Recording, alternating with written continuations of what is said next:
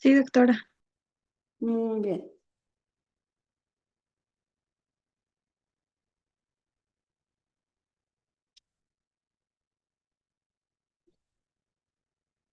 Entonces,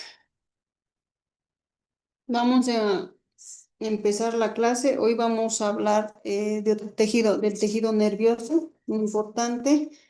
Vamos a hablar desde la introducción, sus generalidades, clasificaciones, sus componentes y así. Entonces, vamos a hablar de lo que es la introducción en sí, específicamente de este tejido neuronal.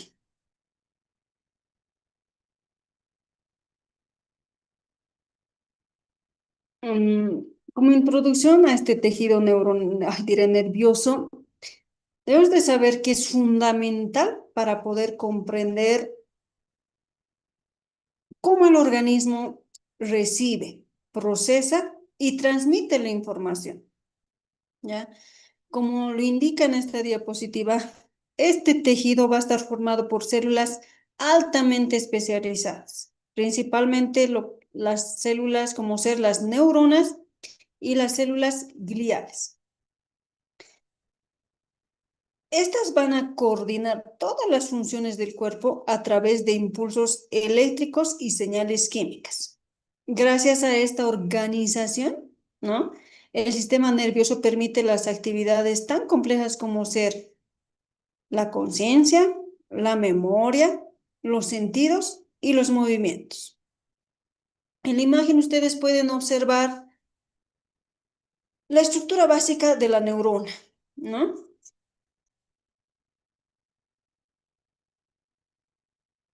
¿Cómo, o sea, cómo la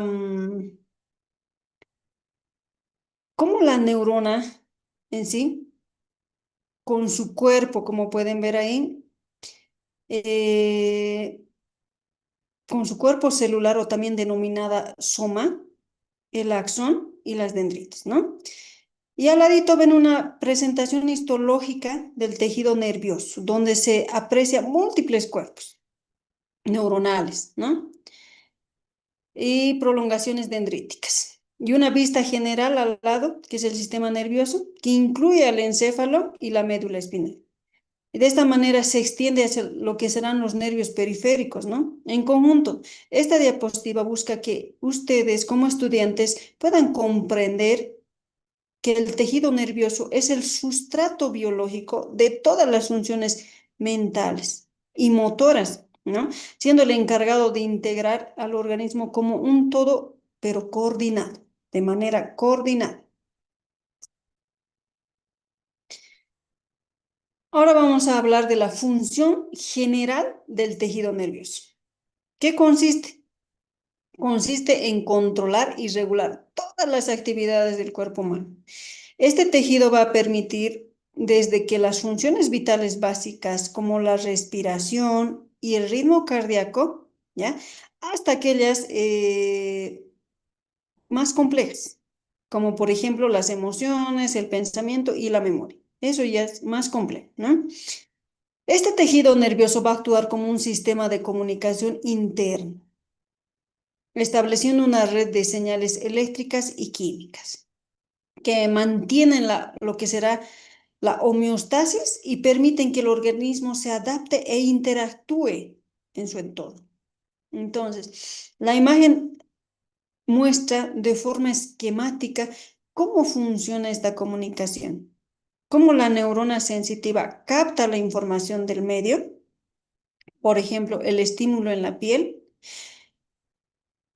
cómo se transmite hacia el encéfalo, dónde se procesa y luego cómo la neurona motora, como pueden ver, envía la respuesta hacia el efector. Y el efector va a ser considerada el músculo o la glándula, ya el que ejecuta la acción, ¿no? Entonces, esta diapositiva solamente les trata de mostrar cómo el tejido nervioso integra la función sensitiva y motora. ¿Para qué? Para coordinar las respuestas del cuerpo.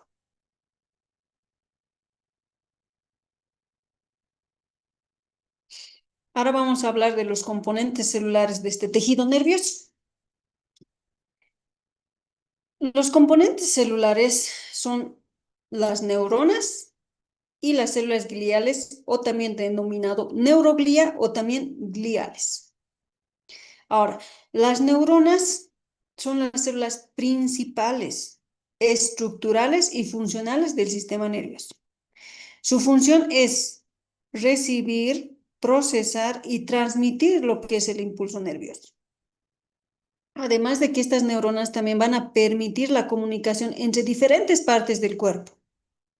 Estas van a estar formadas por lo que es el soma, o también denominado cuerpo neuronal, las dendritas y el axón. No se preocupen en grabar esto. Hay una diapositiva en donde va a hablar específicamente de estas partes de la neurona.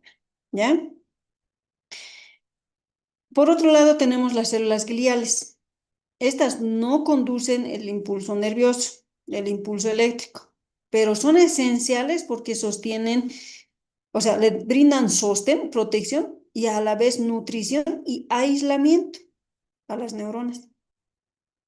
Existen varios tipos de células gliales, como ser los astrocitos, los oligodendrocitos, la microglía y las células ependimales, ¿no? Que cada una tiene diferente función. Por ejemplo, los astrocitos darán soporte y regulación del entorno químico. Y así sucesivamente, que lo vamos a ver también en este tema, pero en lo posterior, ¿no? Entonces, en la imagen pueden ver ambos tipos celulares, ¿no? La primera imagen muestra la relación entre neuronas y la glía.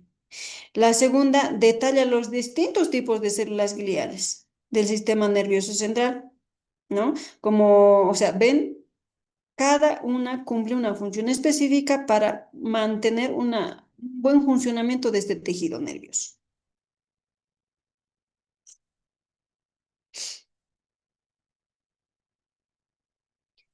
Ahora, también deben de conocer la organización de este sistema nervioso central. ¿Cómo será la organización, no? Entonces, el sistema nervioso, la organización de este sistema se divide en dos grandes partes, el sistema nervioso central y el sistema nervioso periférico. El sistema nervioso central está formado por el encéfalo y la médula espinal. Su función principal va a ser integrar, coordinar y procesar la información que recibe el cuerpo para luego generar una respuesta adecuada. A diferencia, el sistema nervioso periférico, en cambio, va a comprender los nervios y ganglios que conectan entre el sistema nervioso central, con los órganos, músculos y tejidos. Entonces, es el encargado, este sistema nervioso periférico, de transmitir las órdenes desde el cerebro y la médula hacia el resto del cuerpo y llevar la información sensitiva hacia el sistema nervioso central.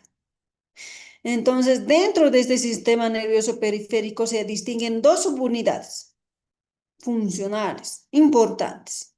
El primero, el sistema nervioso somático, que es el que controla las acciones voluntarias, como por ejemplo el movimiento muscular. También tendremos el sistema nervioso autónomo, que será el responsable de las funciones involuntarias, como por ejemplo la frecuencia cardíaca, la respiración o la digestión. En la imagen ustedes pueden observar un esquema que resume esta organización jerárquica, se podría decir. A la izquierda, el sistema nervioso central con el encéfalo y la médula espinal. Y a la derecha, el sistema nervioso periférico con sus ramas somática y autónoma, ¿no? Mostrando cómo todo el sistema se integra para mantener la comunicación y el control del organismo. Ahora vamos a hablar del origen embrionario que debe de tener este tejido nervioso. Este será un proceso fundamental para que ustedes puedan comprender cómo se forma el sistema nervioso en el ser humano, ¿ya? Durante el desarrollo embrionario en el tejido nervioso se origina este tejido nervioso a partir de lo que será el ectodermo, que es la capa más externa del embrión, ¿ya? Y por la acción de la notocorda, el ectodermo se especializa y forma lo que será la placa neural. la cual se pliega progresivamente hasta cerrar y constituir lo que es el tubo neural. Este tubo dará entonces origen al encéfalo y a la médula espinal, es decir, al sistema nervioso central. A los lados del tubo neural, como pueden ver en la imagen, se forma la cresta neural, un grupo de células que migrará para formar una estructura del sistema nervioso periférico, como los nervios, ¿no? Las células de Schwann y los melanocitos y parte del sistema nervioso autónomo. Que no se estresen, vamos a hablar de estas células y todo eso detalladamente en este tema, en la segunda parte, ¿ya? Entonces, en la imagen ustedes observan las cuatro etapas, o sea, estas etapas de este proceso, ¿no? Desde la placa del tubo neural, o sea, pasando por la formación del surco neural hasta el cierre de este tubo neural y la aparición de las crestas neurales, ¿no? Entonces, comprender este origen es esencial para poder entender cualquier tipo de malformación que pueda existir, ¿no? A nivel del sistema nervioso, como por ejemplo ser la espina bífida, anencefalía y otras malformaciones.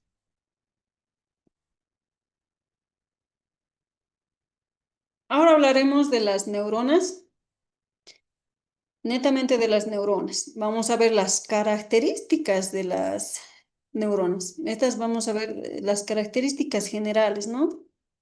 Entonces, hemos dicho que son las células principales del tejido nervioso. Las neuronas son altamente especializadas en la transmisión de señales eléctricas y químicas, lo que permite que comunicar información entre distintas partes del cuerpo. Entonces, poseen un metabolismo muy activo, ya que requieren gran cantidad de energía para mantener la actividad eléctrica, pero tienen escasa capacidad de división celular. ¿Qué quiere decir esto? Si tiene escasa capacidad, o sea, capacidad de división celular, lo que significa que no se regeneran fácilmente, ¿ya? Ahora, va a tener una membrana plasmática que mantiene diferencias de potencial eléctrico. Al moverse se genera el impulso nervioso o señal eléctrica.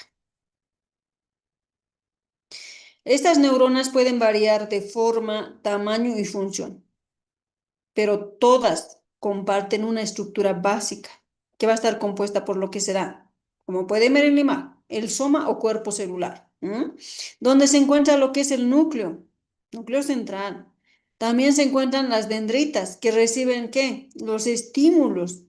También de este cuerpo o soma sale el axón que conduce la señal hacia otras células, ¿no? Se observan claramente en esta imagen la organización de esta neurona, como ser, ven el soma con sus dendritas ramificadas y el axón que finaliza en los botones sinápticos, ¿no? Donde la neurona entonces se comunicará a otras células. Entonces, esta estructura refleja perfectamente su función de integración y conducción del impulso nervioso a nivel neuronal. Ahora vamos a hablar de la estructura básica de la neurona.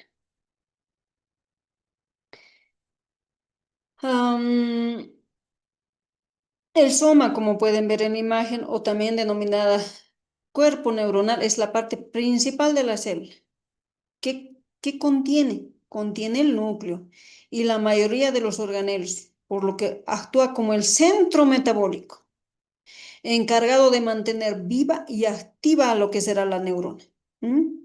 Las dendritas son prolongaciones, pues como pueden ver ahí, imagínense también como unas raícitas que son cortas y muy ramificadas, ¿no?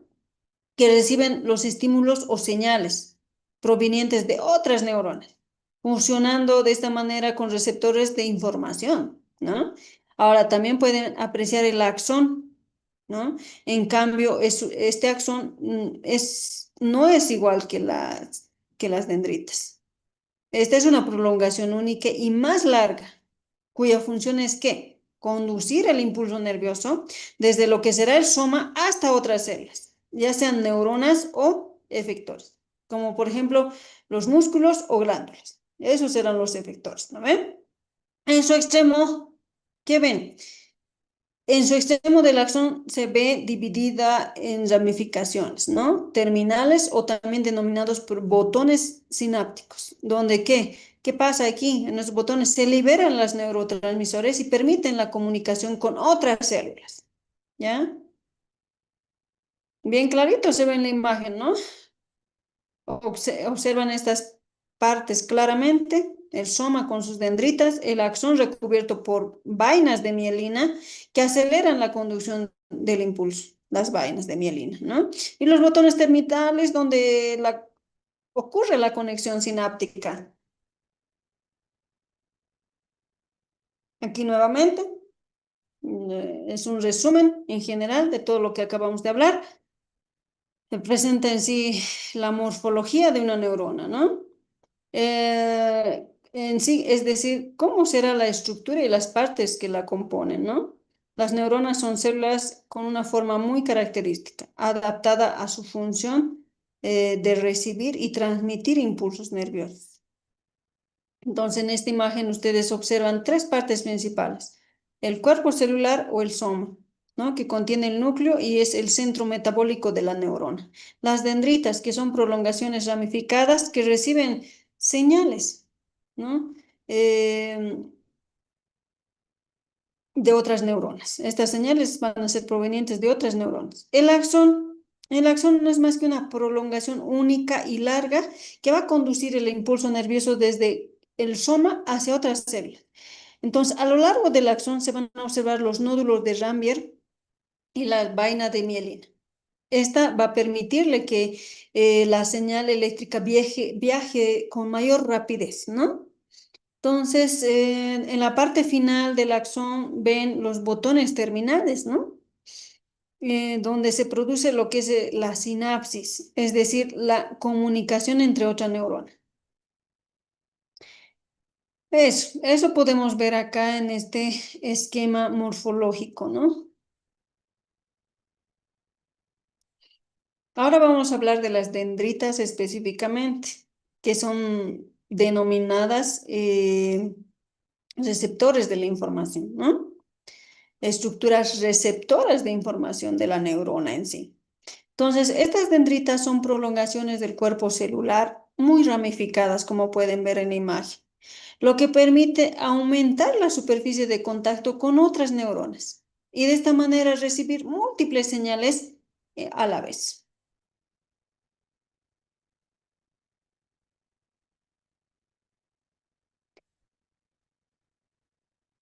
Ay, no,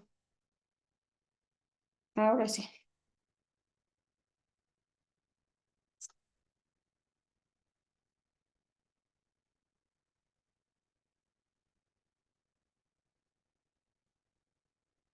Perdón, ¿están observando? Me sale aquí que ya no estoy compartiendo la pantalla. Sí, ya No, lo está doctora. compartiendo. A ver, qué horror, che.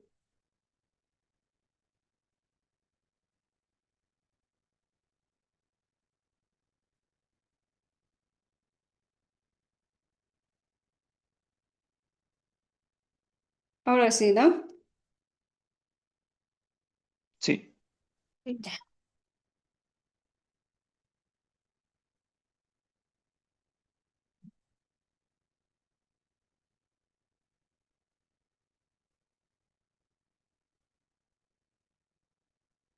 ya. Entonces, a través de estas dendritas, de estas ramificaciones o también denominadas espinas dendríticas, las dendritas reciben impulsos eléctricos que llegan por la sinapsis, ¿ya? Los puntos de comunicación entre neuronas, ¿ya? Van a ser a través de estos procesos sinápticos, ¿ya? Entonces, estas espinas pueden cambiar su forma y su número, dependiendo de la actividad, lo que se conoce como la plasticidad cerebral o neuronal, ¿ya? A este fenómeno no es muy importante, así que solamente es para que tengan una referencia. En la imagen ustedes observan una neurona con sus dendritas extendidas desde lo que será el soma, el cuerpo, ¿no? Recibiendo señales químicas, ahí la ven, ¿no? Provenientes de otra célula a través de la sinapsis. Ahí están viendo el proceso de sinapsis. Se destaca como, ¿qué? Como la información que entre por las dendritas y se transmite por el soma y viaja por el axón, demostrando el sentido unidireccional del impulso nervioso.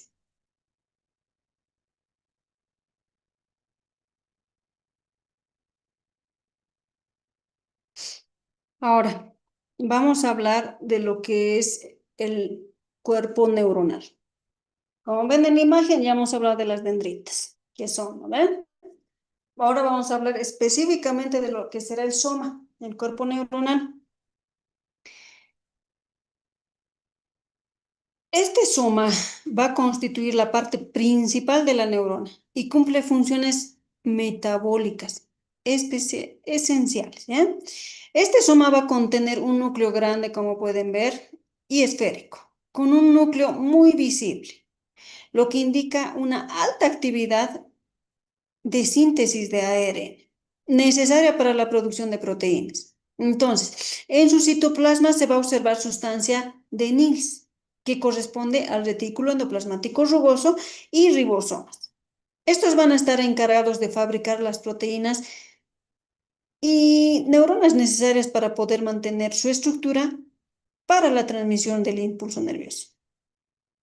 Además, este soma, o también denominado cuerpo, posee mitocondrias, lisosomas y un citoesqueleto complejo, formado por lo que serán microtúbulos, neurofilamentos y microfilamentos, que le dan soporte y también participan en el transporte de materiales hacia lo que será el axón y las dendritas, ¿no?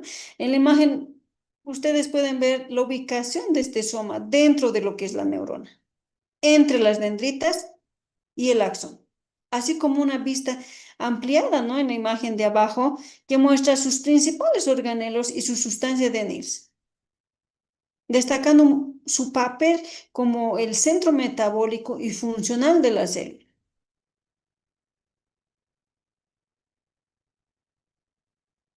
Ahora vamos a ver la clasificación morfológica de las neuronas.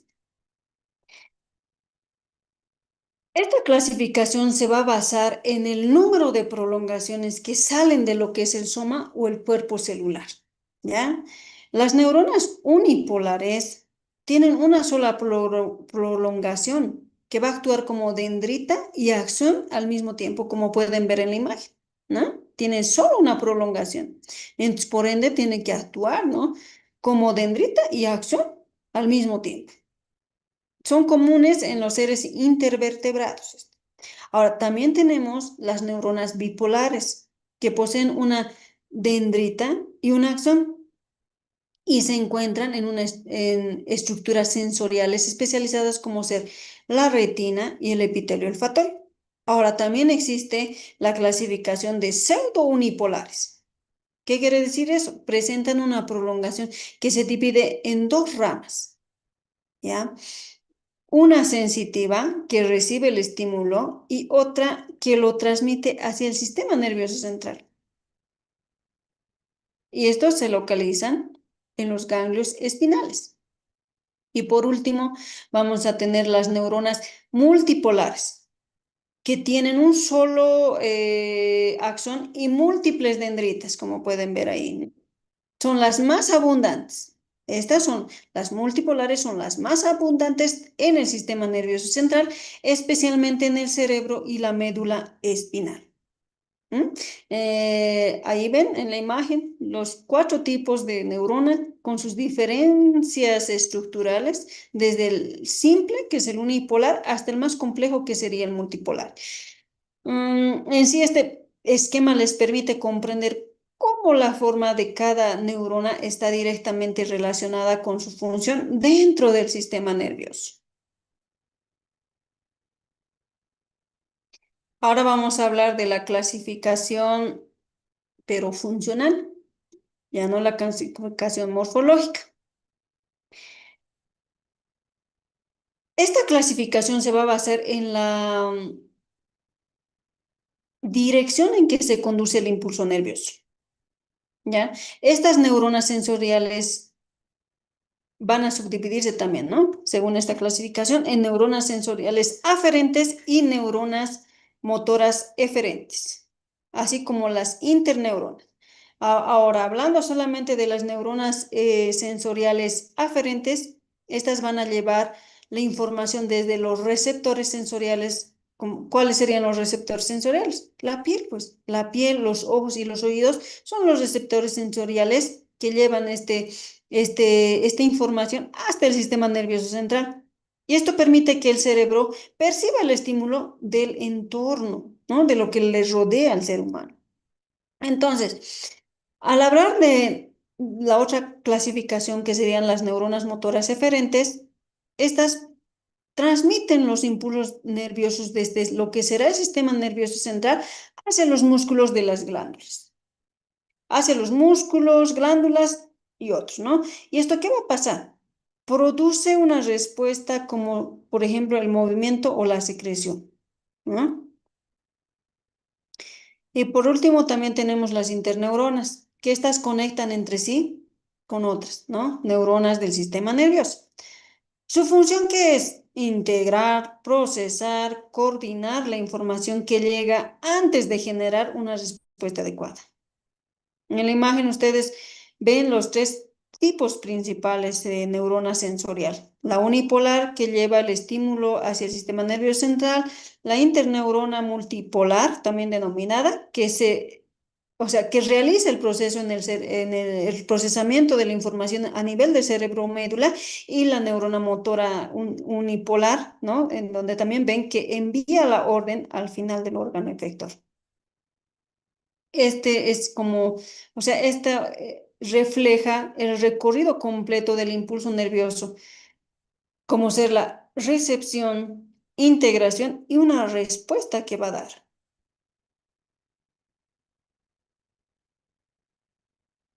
Ahora en esta imagen es como un resumen en sí de la clasificación estructural y funcional de las neuronas. Aquí se muestra cómo su forma se relaciona directamente con su función, ¿ya? Dentro de este sistema nervioso. A la izquierda se encuentran las neuronas sensitivas, ¿no? Como pueden ver, que se encargan de recibir los estímulos del medio externo o también pueden ser internos. ¿Y cómo lo conducen hacia el sistema nervioso central, ¿no? Ahora, las pseudounipolares predominan en los ganglios espinales, mientras que las bipolares se localizan en órganos sensoriales como la retina y el epitelio olfatorio. Ahora, en el centro se muestran, como pueden apreciar ahí, las interneuronas, o sea, son típicas multipolares que se hallan dentro del sistema nervioso central. Su función es integrar y procesar la información, actuando como una conexión entre neuronas sensoriales y motoras. A la derecha observan las neuronas eferentes y las motoras, también multipolares, ¿no? Encargadas de transmitir lo que será el impulso desde el sistema nervioso central hacia los músculos o glándulas. De esta manera se generará una respuesta. En sí, esta imagen solamente trata de mostrarles la secuencia funcional del sistema nervioso, las neuronas sensitivas que reciben la información, las interneuronas que la procesan y las neuronas motoras, o sea, motoras que ejecutan esta respuesta, ¿no? Acá solamente destaquen la relación entre la estructura y la función en cada tipo neuronal, ¿no? Ahora vamos a hablar del transporte axonal. ¿Cómo será el transporte axonal? A ver.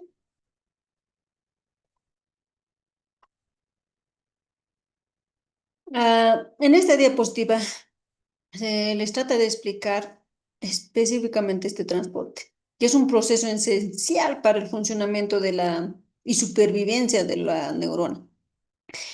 El axón no solamente va a conducir el impulso eléctrico, sino que también transporta materiales como ser las proteínas, organelos y neurotransmisores entre el soma y los botones terminales. mediante dos tipos de movimientos especializados. Uno, el primero va a ser el transporte anterógrado y el otro es el transporte retrógrado.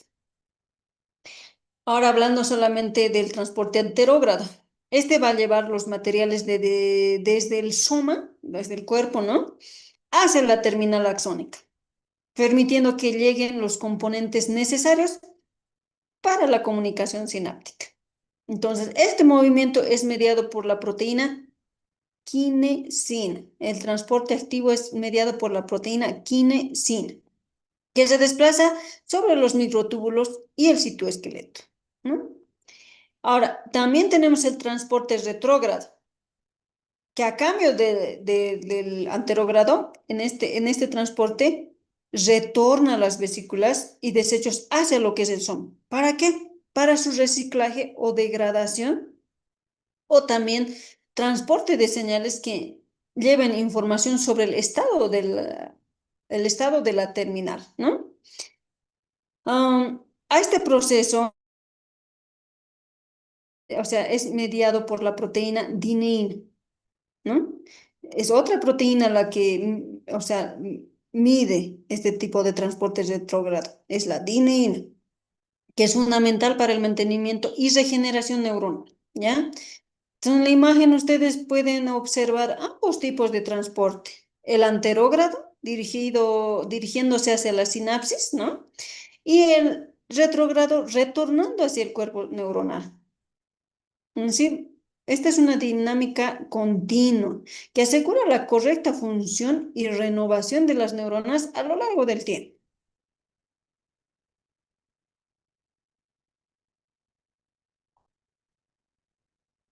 Ahora vamos a hablar de la sinapsis. Mm, la sinapsis es el punto, pues, de comunicación entre neuronas o entre una neurona y una célula efectora. La célula efectora ya les he dicho que es la fibra muscular o una glándula, ¿no?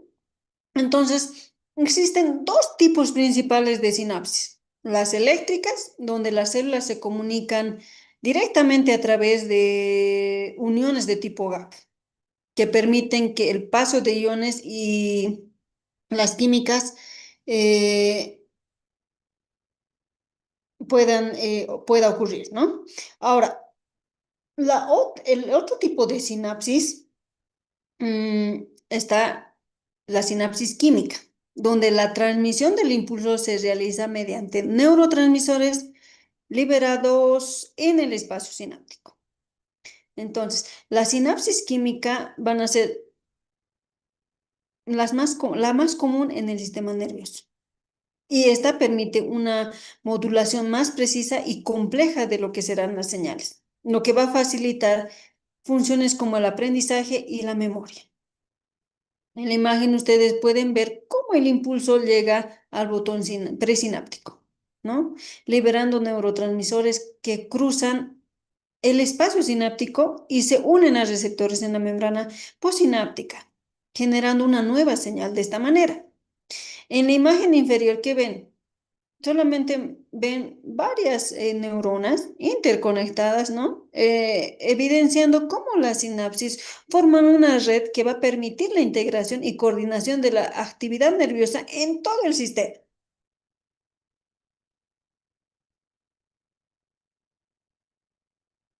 Ahora vamos a hablar de la estructura de la sinapsis química, que es el tipo más común, como hemos dicho, ¿no? De la comunicación entre neuronas. Esta sinapsis química va a constar de tres componentes principales, como ser la membrana presináptica, la hendidura sináptica y la membrana postsináptica. Hablando de la membrana presináptica, esta pertenece a la neurona que envía la señal y constituye vesículas llenas de neurotransmisores, las cuales se liberan cuando llega el impulso nervioso. Ahora, la hendidura sináptica es el espacio microscópico entre las dos neuronas, por donde se difunden los neurotransmisores hacia la célula receptora. Y la membrana postsináptica va a pertenecer a la neurona que recibe la señal y posee receptores específicos, que se activan al unirse con el neurotransmisor, generando lo que será el nuevo impulso nervioso, ¿no? O a ese nuevo impulso nervioso se lo denomina el potencial de acción, ¿ya?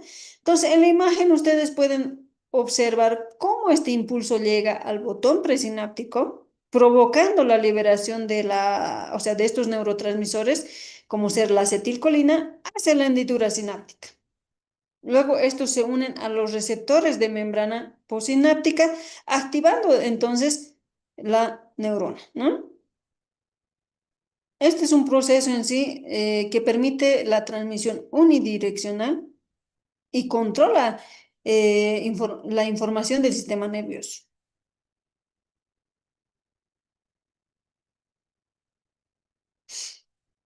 Ahora vamos a hablar de los neurotransmisores. En esta diapositiva van a ver los neurotransmisores que no son más que moléculas químicas encargadas de transmitir lo que será la señal entre neuronas a través de sinapsis. Estos neurotransmisores serán esenciales para la comunicación del sistema nervioso y el control de todas las funciones corporales. Se van a dividir principalmente en dos grupos, ¿ya? Los excitadores y los inhibidores. Los excitadores, dentro de ellos va a estar el glutamato, la acetilcolina, la dopamina y la noradrenalina. Estos, como dice su nombre, excitadores, van a estimular la actividad de las neuronas y favorecen la generación de nuevos impulsos. A cambio, los inhibidores, como por ejemplo está el GABA, que no es más que el ácido gamma aminobutírico, y la glicina, que reciben la actividad neuronal, ayudando a mantener el equilibrio y evitar la sobreexcitación. ¿Ya? Ahora, si existiese alguna alteración de alguno de estos neurotransmisores, puede producirse trastornos neurológicos y psiquiátricos, ¿ya? Que entre estos pueden estar estados epilépticos, esquizofrenia y otros. Ya, en la imagen solamente ustedes ven, ¿no? Un esquema del cerebro con los principales neurotransmisores y sus funciones más destacadas, ¿no? La dopamina relacionada con el placer y el movimiento, la serotonina con el estado de ánimo y la acetilcolina con la memoria. Y el glutamato en relación con el aprendizaje y entre otros. Este es un resumen en sí del papel clave que tiene cada neurotransmisor en lo que será la actividad mental y corporal.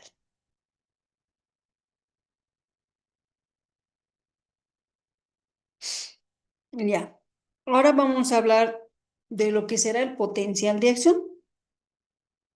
El potencial de acción no es más que un proceso bioeléctrico fundamental que permite la transmisión del impulso nervioso a lo largo de lo que será la neurona, ¿no? En condiciones normales, la membrana neuronal mantiene una diferencia de cargas entre el interior y el exterior, conocida como el potencial de reposo. Ahora, cuando el estímulo alcanza una cierta intensidad o umbral, se abren los canales de sodio y los iones entran en la célula, haciendo que la membrana se vuelva positiva. A este cambio se la denomina despolarización. Ahora, cuando se recupera el equilibrio y los canales de potasio se abren y los iones salen de la célula, provocando una repolarización. Y esto hace que o sea, devuelva el potencial a su estado inicial. Entonces, este proceso ocurre en milisegundos y se propaga de manera ordenada a lo largo del axón, ¿ya? Generando lo que será el impulso nervioso. Entonces, esto ustedes ven en la imagen, ¿no? Las etapas del potencial de acción. Primero ven la entrada de sodio que cambia la polaridad y luego ven la salida de potasio que restablece el equilibrio, ¿no? Este mecanismo garantiza entonces la señal nerviosa, el viaje de esta señal, que es de forma rápida, coordinada, unidireccional a través del sistema nervioso. Entonces, hasta aquí, niños, vamos a ver lo que es el tejido neuronal, la primera parte. La segunda parte la vamos a ver a la otra semana. No, no es a la otra semana. Este jueves y ya. Entonces, me despido, niños. Estudien. Este fin de semana no se olviden que es su examen, entonces estudien, estudien, estudien. ¿Ya? Que tengan buen día. Hasta luego, doctora. Hasta luego, doctora. Hasta luego.